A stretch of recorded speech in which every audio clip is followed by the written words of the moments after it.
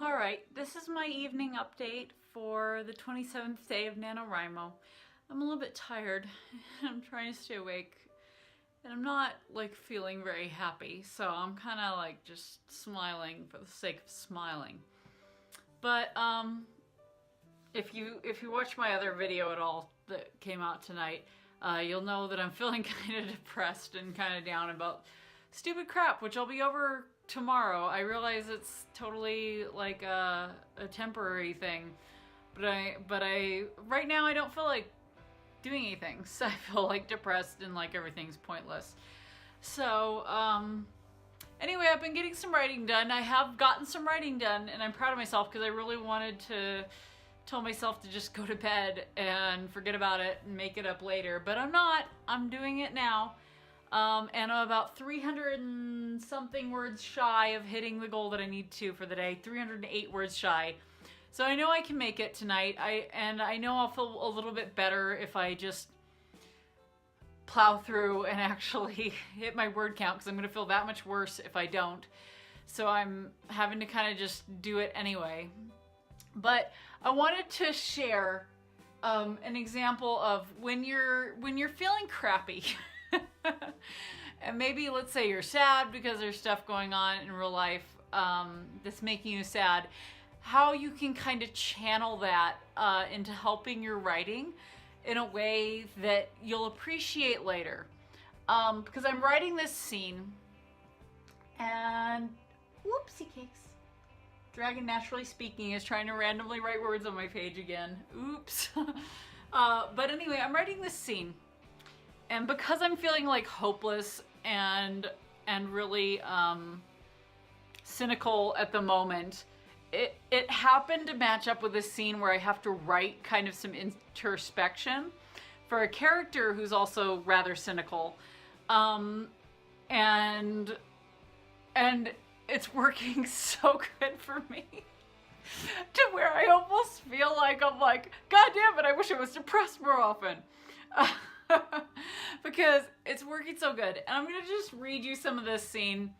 It may not be as good as I think it is in the moment, and I'm sure there's a fuck ton of typos and stuff, but I'm going to read you this scene because I'm about 300 words shy of where I need to be for the day, and I'm going to use this as my break and read you this. Now basically this character is heading back from somewhere where they learned some news about people that they believe is true, even though it's not. They believe that these people have basically betrayed his trust as well as his sister's trust, and he has to go and tell her this. And he's busy thinking about how, because she's kind of a gentle spirit, and she has a habit of being like the kind of person who would take in stray animals and stuff. And she basically took in these stray people, and he's basically going over in his mind how much this is going to hurt her to have to give her this news that these people were lying to her and deceiving her in order to do these terrible things. Now, these things aren't actually true about these people, but he has been totally convinced in the previous scene that this is true. So I'm just going to read you a little bit of this, and tomorrow I may be embarrassed by this because it may not be as good as I think it is in the moment, but I'm like enjoying the fact that it's kind of cathartic and good here. So I'm going to read you a little bit of this. Bear with me here. So it says, as Nick walks back to Jen's apartment and tries to think of how, and tried to think, bleh, my tenses are all screwed up. As Nick walked back to Jen's apartment and tried to think of how he was going to explain to her what was going on. Oh my gosh, I have like random periods in place where it doesn't belong. Oh boy. He wished it would be as easy as stating the facts, to tell her that these people were lying to her and that it wasn't her fault. But it wasn't that easy. He knew this was going to hurt her, and hurt her bad. And he was going to have to be the one to do it. He wouldn't have to be the one, he would have to be the one who ripped off the Band-Aid, causing the burn that would inevitably deplete into less than painful memory, given enough time. But it had to be done, he told himself. Besides, she has to learn sometime that this is how these kind of things always turn out, isn't it? People you think are trustworthy betray you for their own wants, right? They can tell you things you want to hear. Then you find out they were full of shit. And inevitably you have to accept it and you have to move on. That's just how the world works when you have to deal with other people. He remembered the times when these things had been true in his own life. They were numerous and could not be counted. Not only quantified, but counted upon. It made him sad to think of the fact that his sister, even after having gone through the same kind of things he had gone through in his own life, still had not learned this lesson.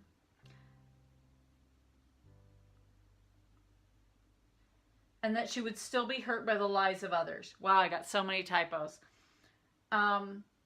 His sorrow for his sister mixed with his feelings of resentment for having to be the one to bear the bad news, and this confused him the entire way to her apartment. Anyway, I thought, now this sounds like crap right now because it really needs some polishing, but I've been struggling with developing this particular character, and I feel like the fact that I was able to channel the fact that I'm feeling kind of cynical and crappy right now really helped me kind of get into this character's mind and really helped me write this, because right now this character has been a tad bit one-dimensional, and the fact that I'm establishing that basically he thinks of himself as a realist and his sister is kind of like a dreamer, and he feels like he's always having to pick up the pieces after her and be the more realistic one, is really coming across in this scene, and I feel good about it, even though it definitely needs some line edits. Like, it's bad, but I'm really enjoying being in his mind, even though it's like a depressing scene. But anyway, that's where I'm at right now. I'm going to try to get another 300 words done, but if I don't, I'm just not going to do any more on this video. I'm just going to go to bed, and I'm going to try to make it up tomorrow and do like 1,300 words tomorrow, which is totally doable. So I'm not going to push myself too hard tonight because I kind of feel like I just need to rest, and I feel like I'm reasonably upset about everything in life, but that's not your problem, and I shouldn't be giving you a hard time. But anyway, I will see if I get any more written. I'm not going to bother doing a video update, actually. I'm just going to go ahead and post this so that the moment I'm done writing, I can go to bed instead of having to wait for like 10 minutes for this stupid thing to compile in my video editor and all that nonsense. I just don't feel like it tonight. So I hope everybody's doing good on their words and everybody's making progress on their stories. And you guys have a great night. Alrighty, bye-bye.